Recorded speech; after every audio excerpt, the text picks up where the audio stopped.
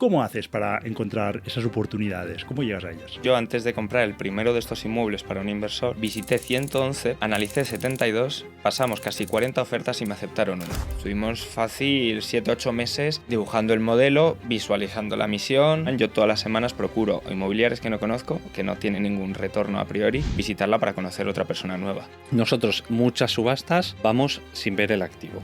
No pujamos más del 50% de lo que consideramos que vale el activo. La gente se queda mucho con la rentabilidad de la operación, pero al final lo importante es la rentabilidad anualizada, ¿no? Entonces, cuando nosotros firmamos la escritura de compra-venta de ese activo con ese inversor, ese mismo día en la notaría firmamos un poder irrevocable recíproco de venta con un precio mínimo que hemos establecido. Entonces, la fórmula que nosotros tenemos es: ¿cuál ha sido vuestro mayor error de inversión? Bienvenidos al podcast de Vivir de Rentas, un podcast donde te explicaré cómo alcanzar la libertad financiera gracias a las rentas inmobiliarias. Soy Germán Jover, analista financiero, inversor desde los 20 años y financieramente libre desde los 37. ¿Te interesan las inversiones inmobiliarias? Esta es tu casa. Aquí podrás escuchar mi experiencia y la de otros inversores exitosos, para que aprendas a construir tu patrimonio inmobiliario desde cero y logres vivir de rentas. ¿Preparado? Sube el volumen y recuerda que no hay ningún sueño inalcanzable.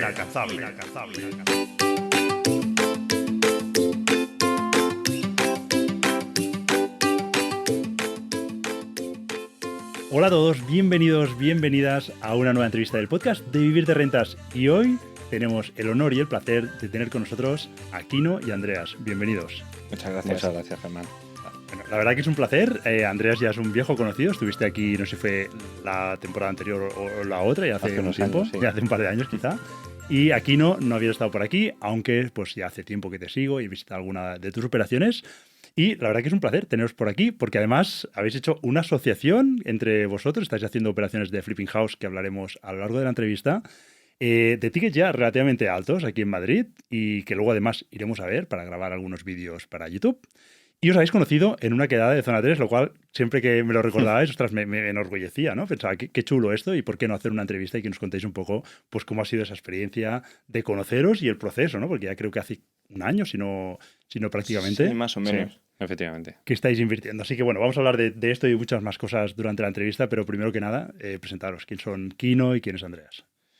Bueno, empiezo yo si quieres, Andreas, que soy el más joven de los dos. Claro. Bueno, Kino yo creo que es un apasionado por lo general de las cosas nuevas. Yo estudié, por poner en contexto, ADE y luego un máster en finanzas y estuve pues casi un añito en BVA en Londres, en banca de inversión, y luego ya en el holding, en un pequeño holding, por decirlo así, familiar, empresarial, que con el COVID dimos un pase y a raíz de ahí empecé a adentrarme en este mundo hasta el día de hoy. Muy bien. Y Andreas, aunque la Andreas. gente te conoce, nos puedes actualizar que seguro que han pasado Eso muchas es. cosas. Nada, pues como sabes, soy abogado. Nosotros tenemos aquí un despacho de abogados en Madrid, un despacho familiar, y estamos muy centrados, bueno, estoy muy centrado en inmobiliario, específicamente muy en subastas, ya sabes.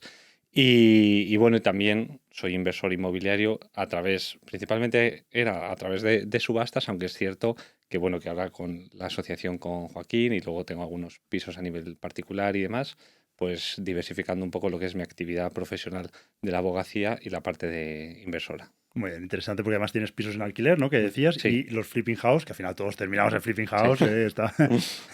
Bueno, vamos a hablar de ello, vamos a hablar de más cosas. Lo primero es cómo termináis en la inversión inmobiliaria. No sé, en tu caso, si hace mucho ya que estás invirtiendo o cómo ha sido ese proceso. No hace tanto tiempo, todo empezó a raíz de la pandemia. Yo tenía más o menos un camino marcado, por decirlo así.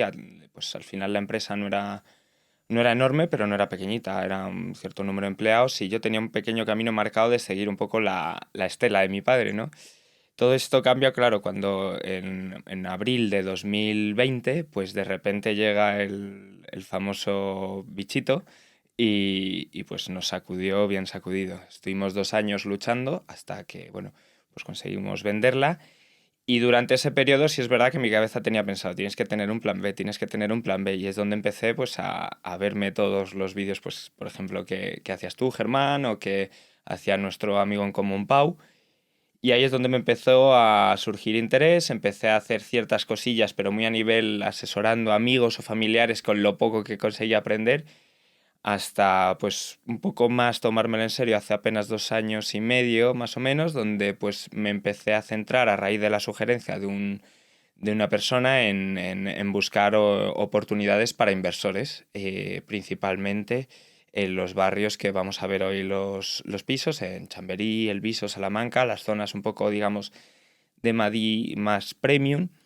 Y bueno, y cuando vi que más o menos podía tener una noción de captar y de qué puede ser interesante, es donde empezó a surgir. ¿Y por qué no lo hago yo? ¿Por qué no me busco un compañero de viaje y lo hago junto con él? Que siempre acompañado es todo más bonito, yo creo. Muy bien, de hecho, se te da muy bien captar, luego hablaremos de ello porque hemos estado en la comida hablando sobre este tema y luego te pregunto, pero bueno, Andreas, Bueno, coméntanos yo tú. fue más a raíz de mi actividad profesional.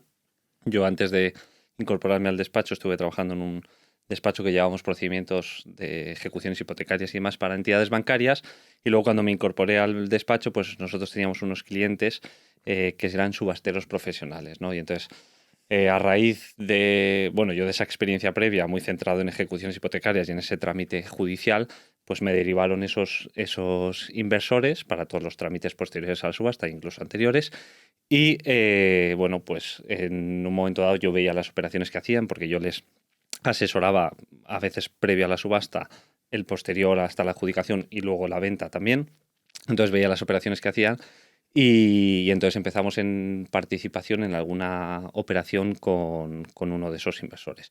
Y luego otro de esos subasteros que tenía una sociedad que se dedicaba a las subastas, bueno, se me dio la oportunidad de entrar como socio en esa sociedad.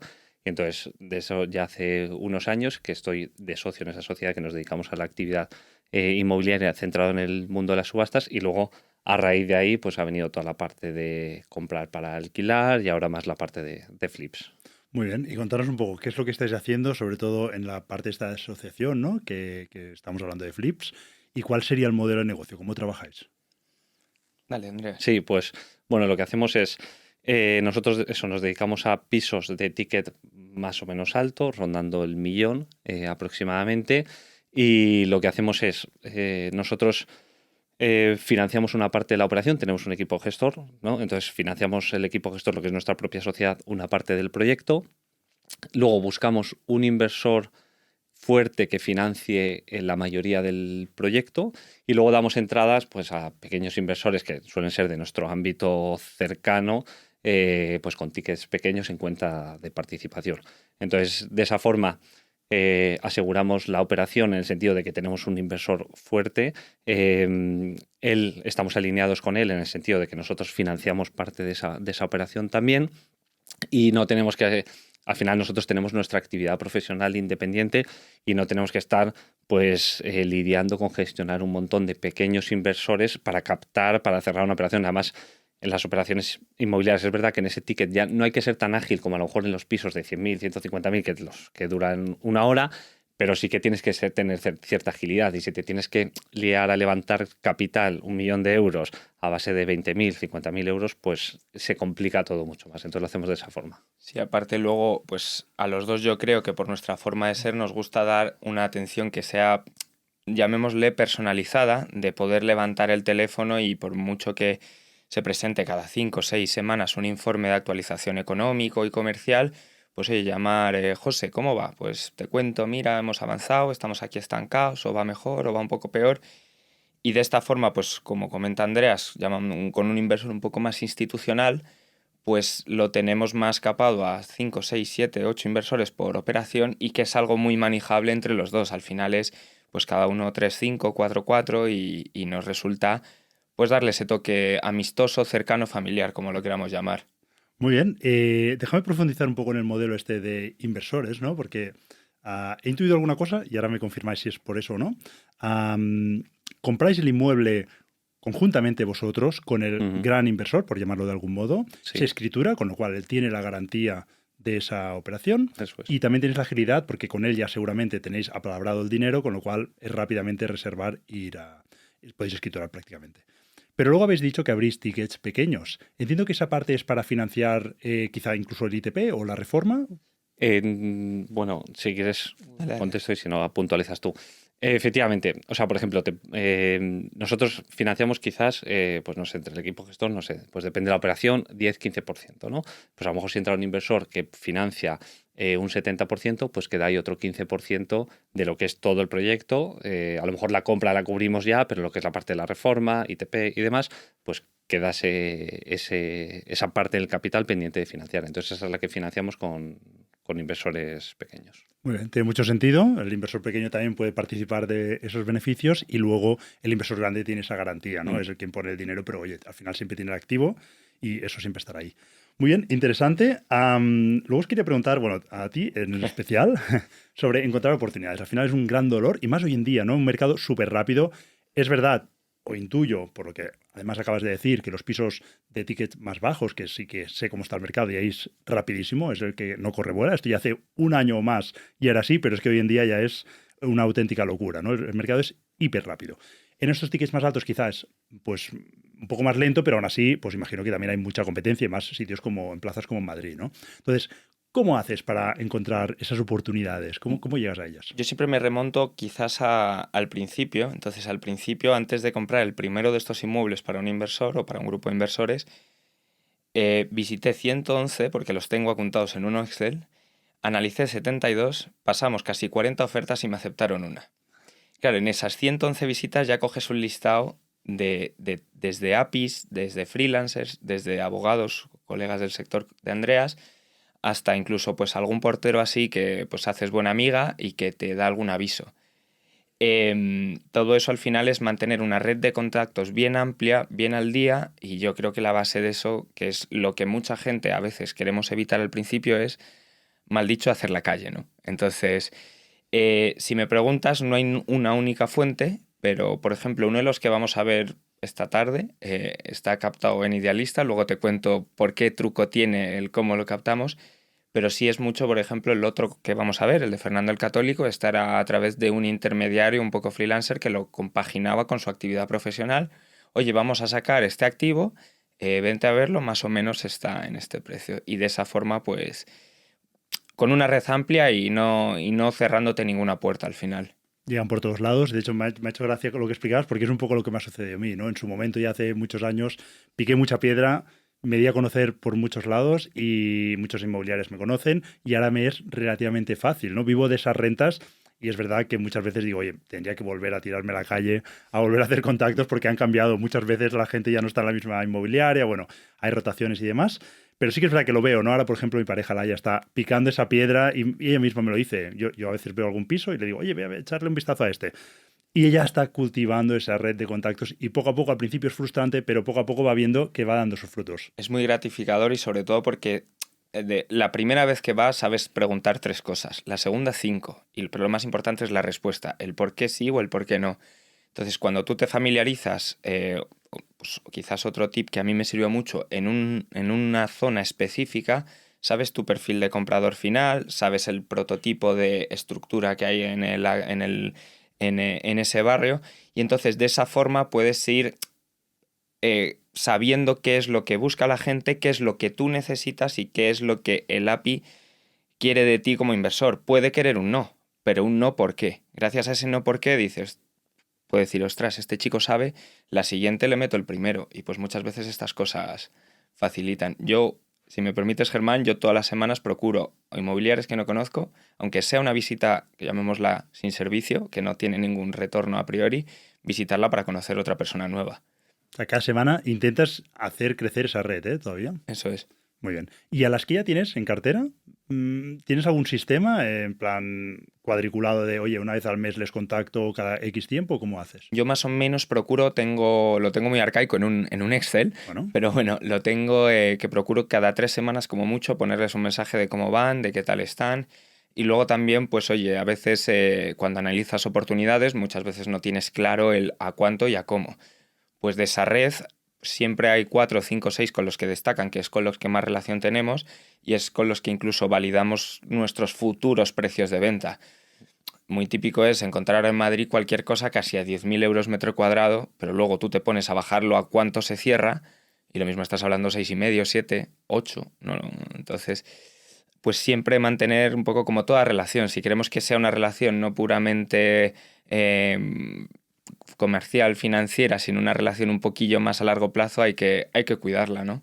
Muy bien, y entiendo que al final si la estás cuidando, pues ya lo harán de buena gana, ¿no? Te darán esa información porque saben que a la larga pues hay más negocio, pero de algún modo también les incentiváis económicamente a que os traigan oportunidades. Depende. O sea, al final, por ejemplo, cuando con los de mayor confianza, no firmamos exclusivas, eso sí, pero los de mayor confianza sí les ofrecemos o sí les solemos ofrecer estos activos que adquirimos. Vale. Entonces, en vez de retribuirles por adelantado, les retribuimos con un activo que vale mucho más que cuando le estoy preguntando, que cuando estoy en compra. Al final, lo que ha dicho Andreas, nuestro ticket medio de compra e inversión ronda el 1.000.000, pero el objetivo de venta es muy por encima del 1.000.000. Entonces, un 3%, 2%, 4% de ese ticket es bastante dinero y les motiva a trabajar. Muy bien, oye, pues súper interesante y muy consecuente, ¿no? Al final es lo que funciona, ¿no? Ver esa relación a largo plazo y que ellos también la entiendan, porque a veces a lo mejor alguno no lo va a entender, bueno, pues este se deja ir y ya encontraréis otros compañeros de viaje que seguro que son con los que trabajáis. Me gustaría preguntaros sobre rentabilidades, ¿no? Porque yo sé, bueno, yo siempre estoy en mi sector, en mi zona, ¿no? De confort, donde yo opero, sé las rentabilidades que se mueven allí. Puedo intuir que cuando subo el ticket estaría dispuesto incluso a renunciar a ciertos porcentajes de rentabilidad a cambio de, oye, en una operación, pues el absoluto es, vamos, astronómicamente más grande, ¿no? Que una operación, mis operaciones, pues de media a lo mejor de venta 150, 200.000, cosas así, pues imagínate, si me llevo, el porcentaje es bastante más alto seguramente, pero lo que me voy a ganar no tiene nada que ver con lo que vosotros podéis ganar. Entonces, rentabilidades, ¿qué rentabilidad objetivo soléis buscar? Y no sé si me podéis decir alguna regla que tengáis ahí para medir. Que conteste el financiero. Nosotros, bueno, lo que buscamos es que buscar más que una rentabilidad muy objetivo, si es verdad, tenemos dos escenarios que se tienen que cumplir sí o sí, que es en un escenario moderado superar un 20 y en un negativo no quedarse por debajo de un 15, pero principalmente no porque nos guste asumir más o menos riesgo, sino porque quien confía en nosotros tiene que sentir que esa confianza está repagada y esa persona son los diferentes inversores. Esa es la rentabilidad prototipo. Hablando de los dos proyectos más recientes, por ejemplo, Fernando el Católico y Ibiza, Fernando el Católico notaría, han sido 7 meses, ha sido un 20% para nosotros, un 15% para un inversor, con los decimales, y el de Ibiza va a ser sustancialmente superior. Yo que más o menos, bueno, no vamos a dar un dato, cuando se cierre ya lo comunicaremos, por si acaso, pero nuestro objetivo tiene que estar más o menos entre del 20 para arriba en el rango moderado y de un 15 para arriba en el rango negativo, donde decimos, oye, si va mal la cosa por cualquier circunstancia, imputable a nosotros o no imputable, podemos liquidarlo, pues al menos un 15, porque así el repago de los intereses al inversor sigue siendo una cuantía elevada y bueno, y con esos márgenes de seguridad es lo que procuramos manejar. También es verdad que conozco y conocemos algún colega en común que tenemos, David y Paco, por ejemplo, hacen operaciones muy muy buenas y sí es verdad que se pueden obtener rentabilidades pues como las que obtenemos nosotros, más elevadas, pero al igual que luego tienes otros players muy grandes en el sector, como puede ser Chapnik o Belcia, que obtienen unas rentabilidades más justitas. Entonces, yo diría que estamos en el tier medio alto de lo que es la gente que opera en este nicho de pisos de 1 millón, por decirlo así. Muy bien, porque has dicho las rentabilidades, estamos hablando por operación, ¿eh? No me estás hablando de TIR, sino por operación, con lo cual la TIR es más elevada. La TIR objetivo mínima que tenemos es un 20 anualizado para el inversor, no de la operación. Sí. Obviamente, en esta última, por ejemplo, ha sido casi un 26, un 27 para el inversor. Entonces, pues más o menos esos son los objetivos que tenemos marcados. Vale, y yo como buen analista de operaciones, me ha llamado la atención un dato que has dicho. Has dicho que escenario pesimista un 15%, optimista más del 20%. Me llama la atención que está muy ajustado eso, ¿no? Yo normalmente cuando hago escenarios, el rango es más amplio. Básicamente porque soy incapaz, o me declaro incapaz, ¿no? De afinar un número, una cifra tan exacta, ¿no? Para la venta. Entonces, mi solución es ampliar rangos y saber que en el peor escenario, saber que en ese precio, vamos, me lo quitan de las manos y ya sé el peor, ¿no? Es decir, vale, aún así me gano un 5. Vale, eso es lo peor que puede pasar y seguro que no va a pasar eso, pero bueno, aún así gano.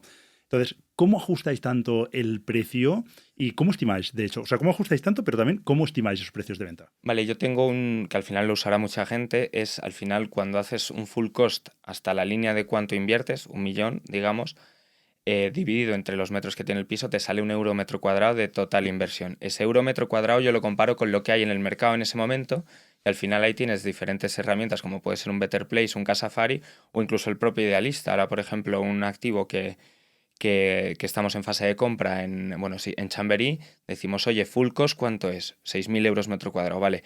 ¿Qué te compras por 6.000 euros metro cuadrado en esa zona? Nada. ¿Cuál es la media? No te digo ya reformado cómo lo vamos a dejar. ¿Cuál es la media de ese barrio metro cuadrado? Luego te lo enseño, que verás que es verdad que está en el móvil. 8.000 euros, digo, vale. ¿Me caja? Sí. ¿Me quedaré en un 15, en un 20, en un 25? No lo sé, pero mucho me tengo que haber equivocado para que con mi full cost, compra, reforma, impuestos, imprevistos, home staging, cualquier tipo de desviación que podamos tener esté rondando los 6 y la media en el mercado, incluyendo tanto reformado como sin reforma, esté en 8, pues muy mal tiene que irme para haberme equivocado en ese rango. Ajustar tanto es porque, primero, visitando tanto, pues más o menos te das cuenta de los splits de precios que hay entre reforma y no reforma, de la repercusión final me refiero, y luego porque estas 4 o 5 inmobiliarias referencia que tenemos, pues por ejemplo, el último que hemos vendido nos dijeron se va a vender en torno a 6.300, 6.500, ha sido 6.300 clavados, 6.290 y tantos. Pues son gente en la que confiamos mucho porque incluso ellos nos han dicho no te metas ahí. Sabiendo que pueden tener negocio a futuro, pues nos recomiendan nos dan esos tips de recomendación y por si fuese más, pues estos buenos amigos que hemos comentado antes y algún otro, pues muchas veces, oye, ¿cuánto has vendido? ¿Cómo vas tú? ¿Cómo lo ves tú? Y es de esta forma tenemos no solo lo que nos dice Idealista, Fotocasa, Casafari, Better Place, nuestro propio know-how, sino de players desde intermediarios como inmobiliarias hasta players que directamente hacen lo mismo que nosotros y que pues tenemos una buena relación. Me ha gustado lo que has dicho, porque además llevo aquí un par de informes de los que me mandasteis de estas operaciones, me los está mirando con cariño, y me llama mucho la atención esto que acabas de decir, ¿no? Que miráis por metro cuadrado, algo que nosotros no solemos hacer, que me parece interesante. Yo creo que no lo hacemos porque deja de tener sentido quizá en nuestra zona, porque no hay tanto producto, nuevamente, ¿no? Si entiendo si estoy en una gran ciudad, Madrid, Barcelona, donde el metro cuadrado está mucho más clavado el precio al que va a esa zona, un producto pues terminado, ¿no? Ya. En mi caso lo que me suelo encontrar es que hay poco comparable, incluso cuando uso un Better Place o demás, no hay mucho comparable, pero es que además el estado en el que están esos comparables no tiene nada que ver con lo que yo lo voy a dejar. Entiendo que aquí en Madrid pues quizá hay más operativa, hay más gente haciendo estas operaciones y ya puedes encontrar un producto muy equivalente al tuyo. Claro, al final ahora,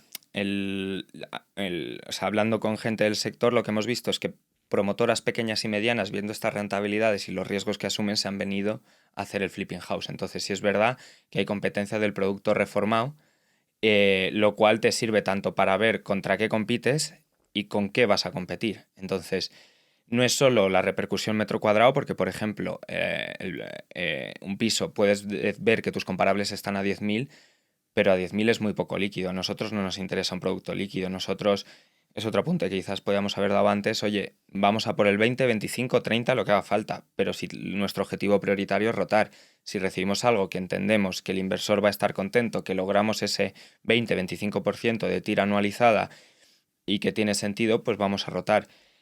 Volviendo a eso, sí es verdad que también la repercusión metro cuadrado vamos a cogerla un poco con pinzas. No es lo mismo una repercusión de un piso de 70 metros en un barrio bueno que una repercusión de un piso de 300 metros. Esta mañana me pasaba un colega igual que hace esto, me dice, mira qué buena repercusión, un piso de 250 metros. Le digo, ya, pero lo que vale son los primeros 100, son los que tienen de verdad el peso en esa repercusión.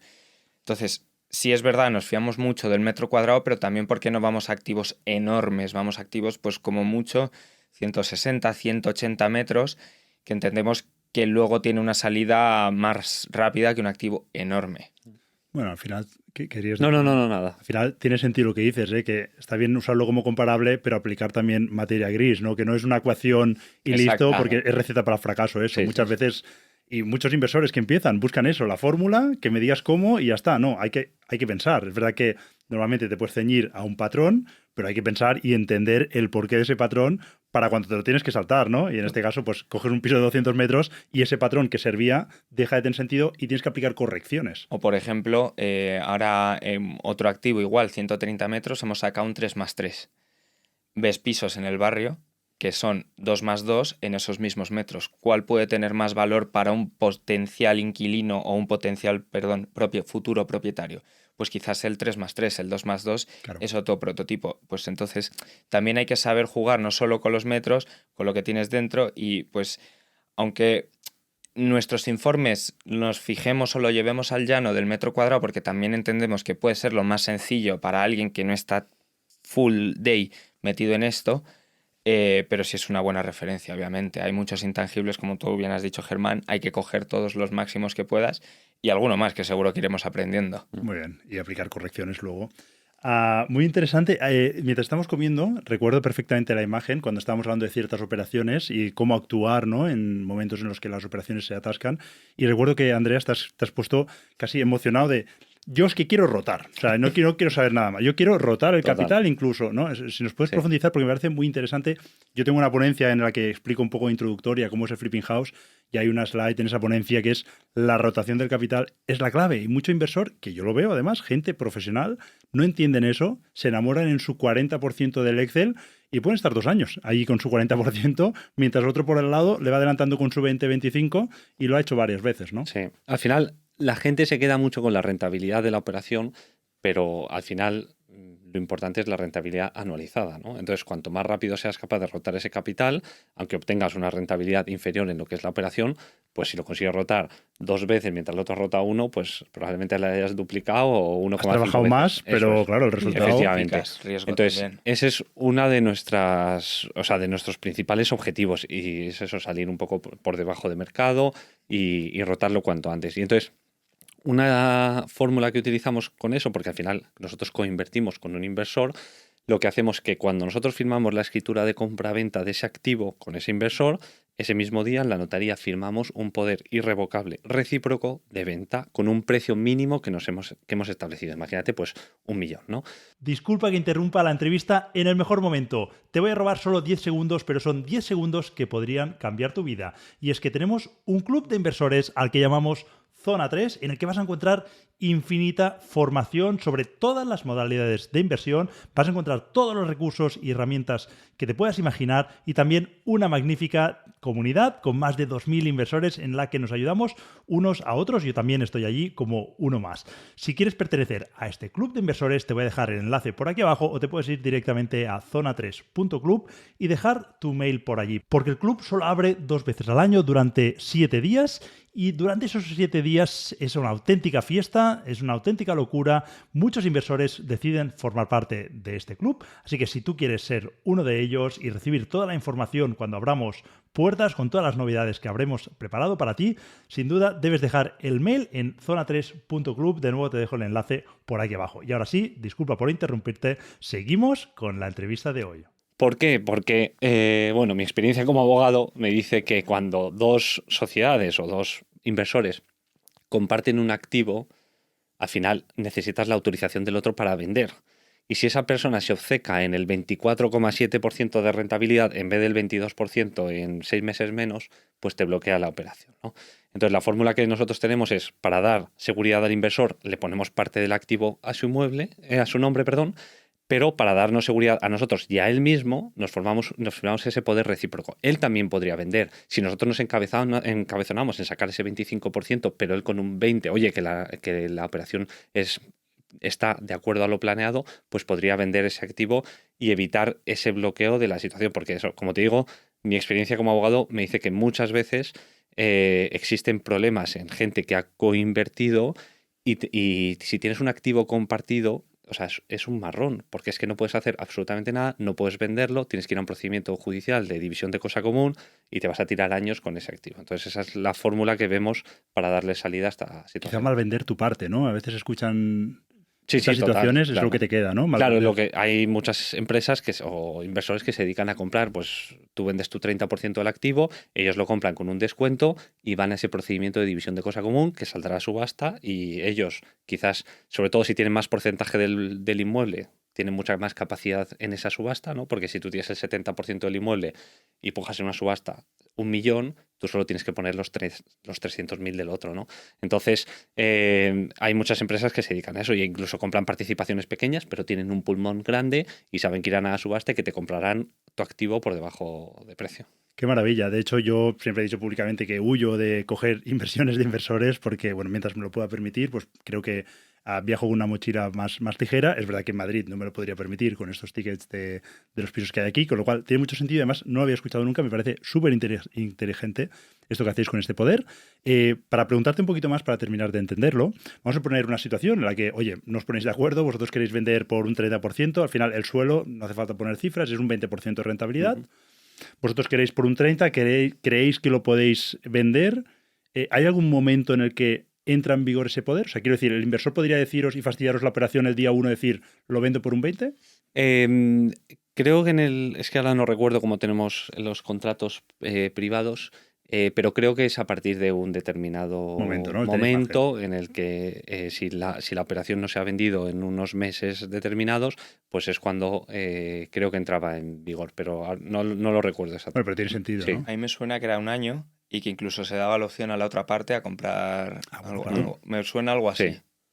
Pero bueno, entiendo que quizá incluso tienes ese derecho. No sé si legalmente lo tienes. Sí, lo tienes, claro, sería serie, ¿no? un retracto de copropietario, ¿no? De comunero. Entonces, cuando alguien vende una parte de un activo de la que tú eres dueño, tú tienes un plazo de retracto. Es verdad que es un plazo muy corto, que si lo inscriben en el registro de la propiedad no te va a avisar y no te vas a enterar. En Cataluña es más largo, pero en el resto son 9 días. Lo más probable es que no te enteres. Te puedes dar de alta en el sistema de alertas que tiene al titular el registro de la propiedad y si hay un cambio en un inmueble tuyo te envían un aviso. Entonces ahí sí que podrías ejercitarlo. Pero sí, eso es la Muy bien, idea. pues súper interesante. Seguro que más de uno habrá tomado nota porque hay mucha gente que opera de manera pues, coinvirtiendo, así que es un muy buen tip. Y déjame preguntarte un poquito por subastas. Es verdad que no vamos a hablar de subastas, pero ya que te tenemos aquí, hablamos quizá hace un par de años, ¿no? Sobre subastas, nos explicabas un poco cómo iba. Recuerdo tu modelo que ibais ya descuentos, no sé si la cifra era como 70%, o sea, disparabais a muchas operaciones con un descuento abismal. Y luego, obviamente, salían pocas, pero las que salían eran muy buenas. ¿Seguís con ese modelo? ¿Cómo Sí, estáis? seguimos con ese modelo y nos mantenemos en esos fundamentales. Lo máximo que empujamos, salvo activos que sepamos que son muy premium, que van a tener una salida rapidísima, a lo mejor un activo que estuviese en Madrid o en Barcelona, aunque no, está muy complicada la cosa, pero salvo activos muy, muy premium y que tenemos muy controlados, no pujamos más del 50% de lo que consideramos que vale el activo. No significa que con eso vayas a duplicar, porque luego hay unos costes de los costes típicos de adjudicación, las deudas que tienes que asumir y demás, ¿no? Pero ese es el rango máximo que pujamos. Y luego en otro tipo de activos más complejos, como pueden ser solares, fincas rústicas, vamos a porcentaje muy inferior a esos valores. Claro, y tenéis un gran margen de seguridad, pero déjame hacerte otra pregunta, que antes justo hablábamos sobre ello, porque me llama la atención cómo lo hacéis, ¿no? Estáis en Madrid, pero invertís no sé si en toda España, pero prácticamente sí, en Cataluña hablábamos que habéis hecho alguna inversión. ¿Cómo hacéis para valorar bien ese activo? Es verdad que podéis usar herramientas y a la distancia, pues más o menos puedes valorar, pero hay temas cualitativos de qué tal esa calle, qué tal el edificio, qué tal el vecindario. ¿Cómo hacéis para valorar eso? Sí, pues, o sea, como te he comentado, nosotros muchas subastas vamos sin ver el activo. Es decir, con ese rango que nosotros nos establecemos, ¿no? De máximo pujar el 50% del valor de activo, entendemos que podemos solventar casi todas las situaciones, ¿de acuerdo?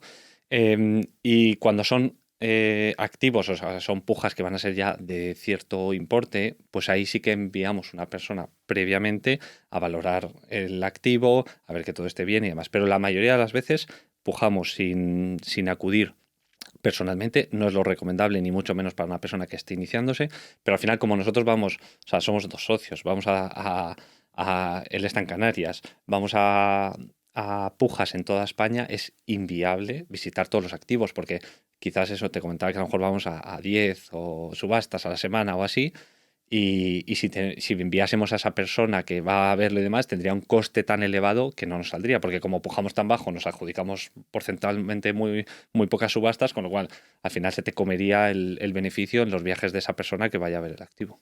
Y con el volumen que hay de inversores, y también en las subastas también ha llegado ese público, las que os adjudicáis con ese gran descuento. ¿Por qué ocurre eso? ¿Es que a la gente no se ha fijado en esa subasta o qué es lo que está ocurriendo ahí? Pues puede suceder de todo. Vamos a ver. Hay mucho pequeño inversor que se está iniciando en el mundo de las subastas y la realidad es que el pequeño inversor o los inversores normales, digamos, vamos a viviendas, ¿no? Entonces ahí se abre toda esa parte de otros activos que la gente no va. Entonces ahí, o sea, quizás haya un 10% de la competencia que hay en el otro lado. También son activos mucho más complejos, no lo vamos a negar, ¿no? Pero bueno, y eso. Y luego, pues también lo que hacemos, pues poblaciones pequeñas en las que no hay esa competencia, porque todo el mundo quiere comprar en las grandes ciudades. Y en las grandes ciudades no vas a buscar, no vas a encontrar esas rentabilidades. Es imposible en una subasta, ¿no? Entonces, y luego, pues quizás pues el activo está ocupado también, echa para atrás a mucha gente. Entonces, el pequeño inversor que puja en su zona, pues si va a una zona de Barcelona o de colindantes, pues va a ver el inmueble, si ve que está ocupado le echa para atrás y demás. Y nosotros muchas veces entramos sin ver el activo, contemplamos la posibilidad de que esté ocupado en nuestro importe de puja y a partir de ahí, por eso precisamente lo que te hace es quitarte la competencia, porque al final el echar un ocupante pues puede ser un proceso complicado o largo en el tiempo si no llegas a un acuerdo con él y entonces eso evidentemente también te quita muchísima competencia. ¿Y el máximo riesgo que asumís? Aquí ya desde mi desconocimiento en el mundo de las subastas, vosotros pujáis, os la adjudicáis y entonces ya mandáis a esa persona a que visite el inmueble. Sí. Hay un ocupa que además no se quiere ir, es una situación complicada que de origen, si la hubieseis sabido, no iríais. ¿Qué ocurre ahí? O sea, ¿qué perdéis? Vamos a ver, lo que perdemos es tiempo. Vale. Y te voy a... O sea, pero no estáis obligados a terminar comprándola, ¿eh? bueno, pues nos podemos echar atrás y perder el depósito, que es el 5% generalmente del valor de adjudicación. Por un ocupa no lo hacemos. O sea, por un ocupa no perdemos el 5%. Por otra circunstancia, pues podría ser, llegas ahí, el edificio está cayendo, pues ahí asumirías esa pérdida, ¿no? Pero la realidad es que llegar a acuerdos con ocupas o con ocupantes incluso es mucho más fácil de lo que crees. Es cierto que en algunos tenemos gente que tenía un contrato de arrendamiento y... Bueno, si es un inquilino ya que tiene parte sentimental y no se quiere ir... No, pero bueno, nosotros tenemos inquilinos heredados de que nos hemos adjudicado activos en subasta que tenían un inquilino y, oye, pues para nosotros decimos, oye, pues te mantenemos el contrato de arrendamiento o incluso nos viene bien que estés aquí, firmamos un nuevo contrato de arrendamiento y ese mismo inquilino se queda. Sí. Muy bien, entonces ahí sí que no habría la rotación, se queda en cartera ese inmueble. Eso es. No es nuestro objetivo, claro, pero por circunstancias concretas de la operación se ha dado. Daños colaterales que ocurren. Uno de cada tantos se queda en cartera para patrimonio. Efectivamente. Muy bien, muy bien.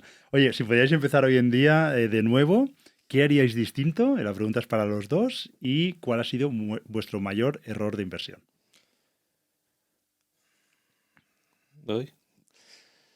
Pues, a ver, hacer distinto más que nada, probablemente empezar antes. Es verdad que, o sea, tú en la parte de los inmuebles de alquiler fuiste un gran empuje para mí personalmente. Tu podcast, el de Carlos, todos estos, y eso me ayudó mucho a iniciarme en ese tipo de inversión que yo hasta ese momento no contemplaba. Entonces, quizás sería empezar antes, ¿no?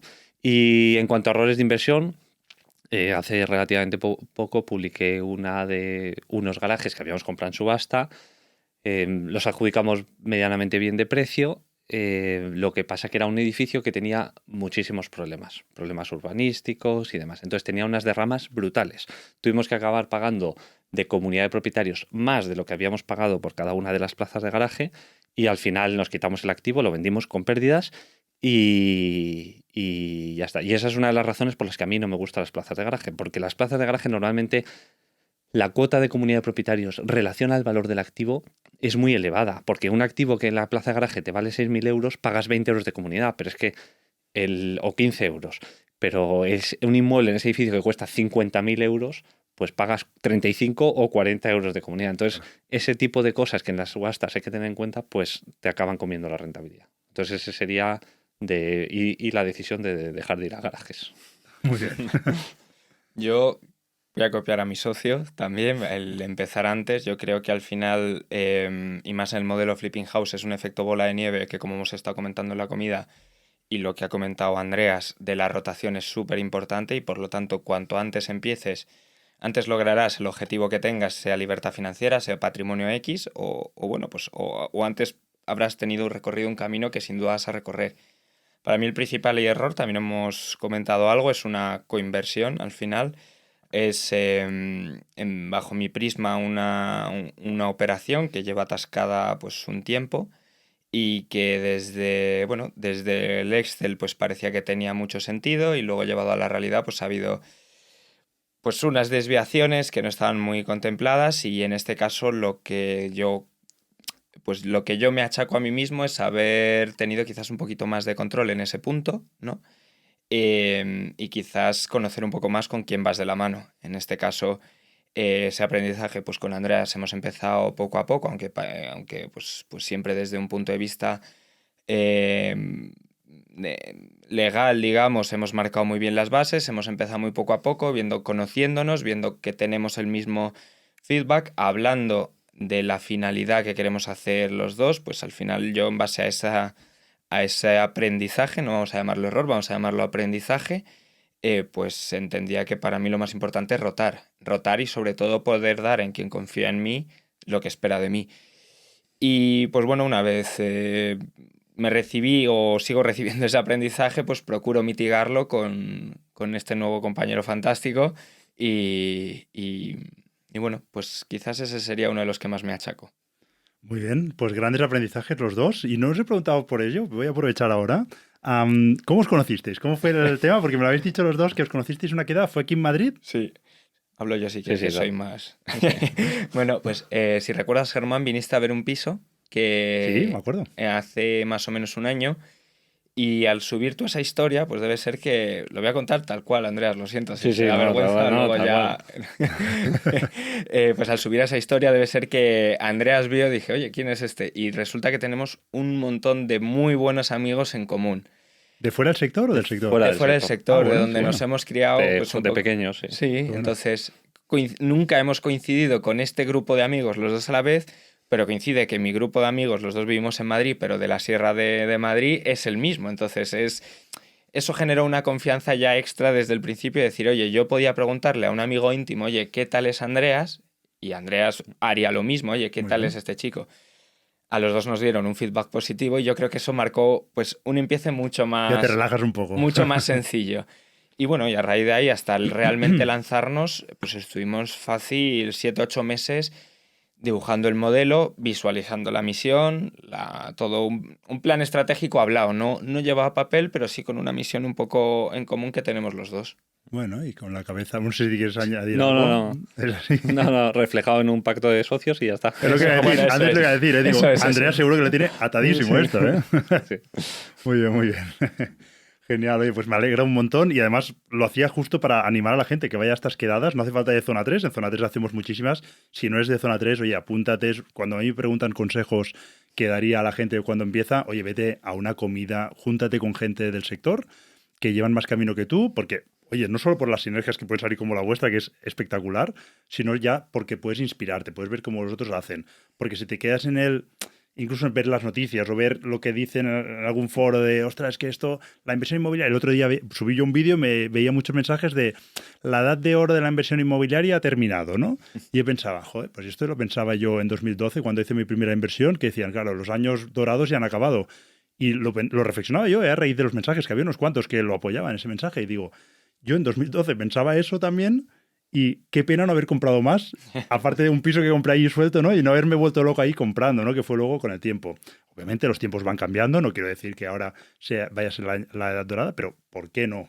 Pueden quedar unos cuantos buenos años, ¿no? Entonces, bueno, animar a la gente que asistan a quedar y vean otras personas que están trabajando, que están operando, que les van bien las cosas y que aprendan también de sus errores, porque Eso. también se cometen errores. O sea que... Que te puedas apoyar, aunque parezca, aunque luego hay mucha gente que dice, pero ahí no va gente que es tu competencia. Oye, pues yo me he encontrado con pisos, vuelvo al ejemplo, es que les tengo mucho aprecio, les admiro mucho, Paco Paz y David Martelo, me he encontrado con ellos o nos hemos encontrado en pisos, pero luego pues yo les pregunto más que ellos a mí, pero a veces ellos me preguntan, oye, ¿tú cuánto has vendido esto o cómo has hecho esto? Y lo que puede parecer competencia al final te salva de muchos errores y lo que tú dices, Germán, es muy importante. escuchar a quien ha hecho algunas cosas para aprender de sus aprendizajes. Yo creo que es contraintuitivo, quizá, quien lo vea desde fuera, pero es una realidad en la que todos compartimos, seguramente porque nos vemos reflejados en aquel que empieza, que tiene las mismas dudas que teníamos en ese momento nosotros, ¿no? Y que ves que es una tontería de dudas y que se las explicas de buena gana y seguramente a ti te pasa lo mismo cuando miras para arriba con alguien que sabe más, ¿no? Que pues tiene la misma visión hacia ti, ¿no? Te da la luz como... Sí. Sí, te alumbra la luz. Pero luego hay otra cosa curiosa. Mira, los chinos, supongo que lo sabréis, pero cuando van a una ciudad nueva, si te fijas, siempre hay una calle que está llena de chinos porque ellos, en vez de verse como competencia, se ven como sinergia. Entonces, quizás es un buen símil el decir, oye, el tener la oportunidad de estar con Andreas, de estar con Germán, de estar con Pablo, con José Luis, con quien sea, comentándolo, pues en vez de surgir competencia, te surge pues un socio. Te surge como pues en una queda de Inversor Pro el cambio de uso que hemos comentado antes, pues te surgen esas diferentes sinergias que son a veces mucho más, muchísimo más de lo que podemos imaginar y para nada te quita nada. Total. Ayer, de hecho, estaba en un evento inmobiliario también y estaban probablemente los 3 players que más compran activos baratos en Madrid y que se pisan pisos todos los días y se encuentran en 200 quedadas y además, como hemos hablado, ese mercado es súper ágil, o sea, el primero que llegue o el que le ofrezca algo a la gente, eso es, ¿no? Y ahí estaban compartiendo pues sus conocimientos, ¿no? y sus experiencias totalmente. Bien, esto es bonito también del sector. O sea, yo creo que es algo a destacar y que no nos vemos como competencia, sino como, oye, nunca se sabe a futuro, ¿no? Total. Muy bien. Oye, seguro que a lo largo de toda vuestra trayectoria habéis vivido historias, situaciones de todo tipo. Entonces, no sé si nos podéis contar alguna anécdota o algún hecho curioso que os haya ocurrido. Podéis contar uno cada uno si se os ocurren. Bueno, yo antes te he contado uno que no puedo contar. Es muy bueno, pero sí, no podemos contarlo. Y entonces, bueno, o sea, como hecho curioso que nos pasó en la parte de los flips, ¿no? Pues era un activo que comprábamos a 7 hermanos, ¿no? Creo que eran o algo así, ¿no? Entonces, claro, el precio de la compra hay que cuadrarlo al céntimo con los cheques, porque si no el registro de la propiedad te puede decir que hay un desvío y demás, ¿no? Y entonces digamos, la portavoz de los hermanos, que era la que había gestionado todo, que había gestionado toda la parte de la comercial de la compra con Joaquín, pues estuvimos cruzando correos con la oficial de la notaría, cuadrando el borrador y demás, ¿no? Y discutiendo sobre el IBI, quién le corresponde pagarlo, a última hora y demás, ¿no? Y entonces, claro, había uno de los cheques, o sea, por números, que tenía que recibir 1 céntimo menos, ¿no? Y entonces estuvimos discutiendo ahí, bueno, no discutiendo, pero en esos correos debatiendo sobre ese céntimo, ¿no? Yo le dije, oye, si quieres te lo ofrecemos por fuera de la escritura, ¿no? Es 1 céntimo, ¿no? Hasta que el notario dijo que no podía haber 1 céntimo de más, ¿no? Y nada, y luego cuando hicimos los cheques, aquí mi amigo Joaquín le puso justo el céntimo menos a esa persona y en medio de la firma no se quejó, pero sí que exclamó, dijo, ostras, justo me ha tocado a mí el del céntimo menos. Cuando tratas con personas, ¿no? Sí. Pasan cosas curiosas. Pues yo, si quieres, te puedo contar una que fue un tanto extraña y la verdad que a mí me gustan mucho los temas de la psicología.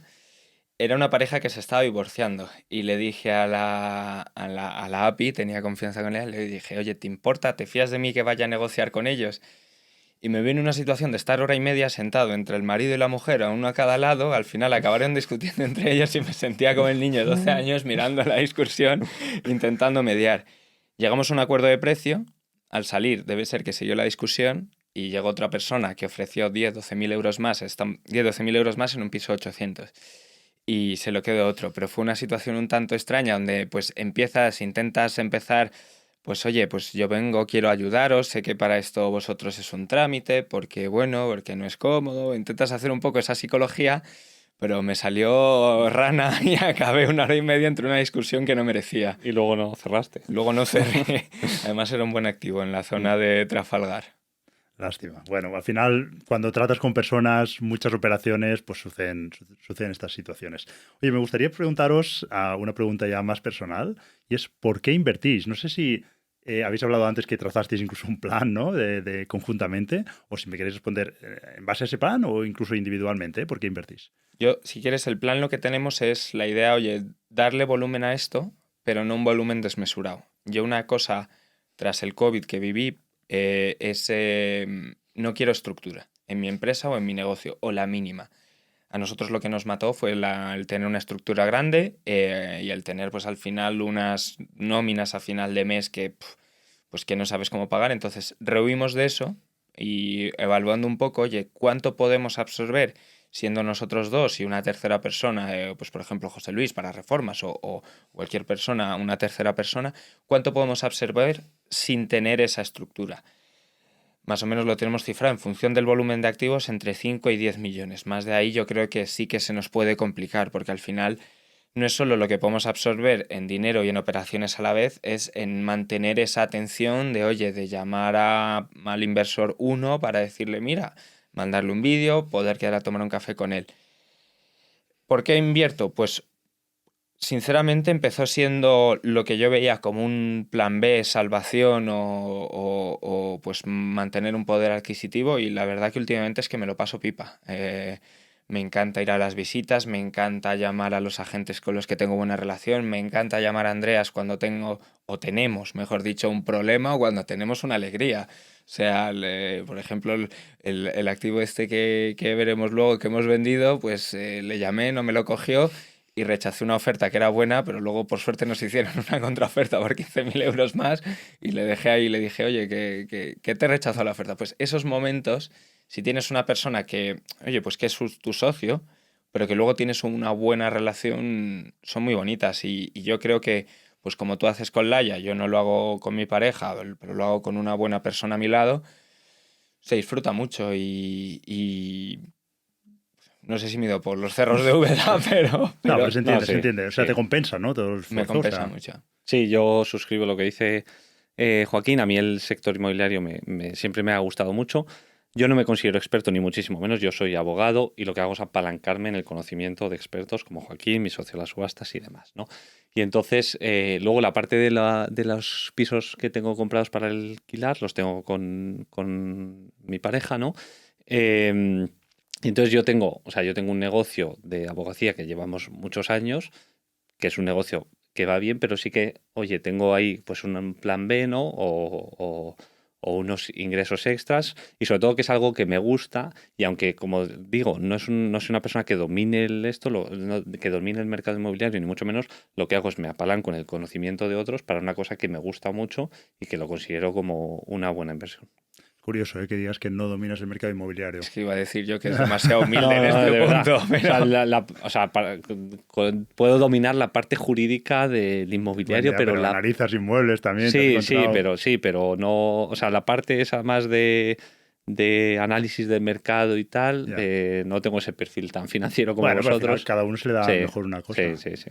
No, no, es curioso, ¿eh? Porque esto es el efecto Kruger que se llama, ¿no? Que al principio cuando te metes te parece que ya sabes y a medida que vas aprendiendo te da la sensación que cada vez sabes menos y luego la curva se vuelve a invertir, ¿no? Que es el efecto este Kruger y en algún momento pues parece como que sí que vas cogiendo conciencia de lo que vas aprendiendo. Pero bueno, me llama la atención que alguien como tú digas que no sabes y que te apalancas en otra gente, que a mí me parece inteligente, ¿eh? Que Sí. cada uno sabemos de nuestra faceta, pero el mercado inmobiliario es 360 y hay muchas cosas que se nos escapan. Muy bien. Oye, pues llegamos al final de la primera parte de la entrevista. Nos queda una segunda parte más larga. Me queda una última pregunta para vosotros y es, ¿dónde os veis dentro de 10 años? Pregunta complicada, ¿eh? Porque si digo 5 años, o por lo menos a mí, hice un horizonte más corto, pero por eso puse 10, ¿eh? Porque para ser un poco más ambiciosos. A ver, yo si quieres me adelanto. Sí. Yo sí me gusta, yo me hago muchos escenarios en mi cabeza y dentro de 10 años me encantaría seguir dedicándome a esto con este fondo deal by deal que hemos dicho entre 5 y 10 millones con mi pareja, si puede ser con uno o dos peques y eso sí, todos los jueves jugando al golf con mi padre. Me encantaría poder pues pasar tiempo tanto con mi pareja, con mis buenos amigos, con mis hijos y bueno, y con mi padre, que es una persona bastante importante para mí. Qué bien. Pues yo, la verdad es que, o sea, no me veo muy cambiado, ¿no? Al final me gusta mi trabajo y demás. Sí que es cierto que el año pasado fui padre y el trabajo de la abogacía es súper intensivo en tiempo, ¿no? Y entonces al final sí que quieres pues delegar un poco más esa parte y tener esa parte otra de ingresos, ¿no? De otro tipo de negocios que te permita quizás estar un poco más relajado en esa parte del trabajo tan intenso, ¿no? Entonces me veo más o menos pues como estoy, con mi familia y demás, y siguiendo haciendo operaciones de flips, operaciones de subasta y en el sector inmobiliario seguro. Eso es que has dado la tecla, ¿eh? Porque has definido tu situación actual. Definir que dentro de 10 años te ves así, porque estás a gusto, ¿no? Has Sí, encontrado sí, un punto de equilibrio muy bueno. sí, eso es. Muy bien, pues ahora sí, llegamos al final de la primera parte de la entrevista. No sé si hay algún tema que no hayamos tratado y queráis comentar o si tenéis alguna pregunta para mí, ahora es el momento. Bueno, mira, se me ha ocurrido una, Germán, a ver si te atreves. No, es broma. El sector inmobiliario a ti te ha dado mucho. ¿Qué dirías que puede ser si hay algo que te haya quitado? Wow, tendría que pensarla, ¿eh? Seguro que me habrá quitado algo. Me ha dado muchísimo. Por Me ha eso quedado yo... muchísimo, ¿eh?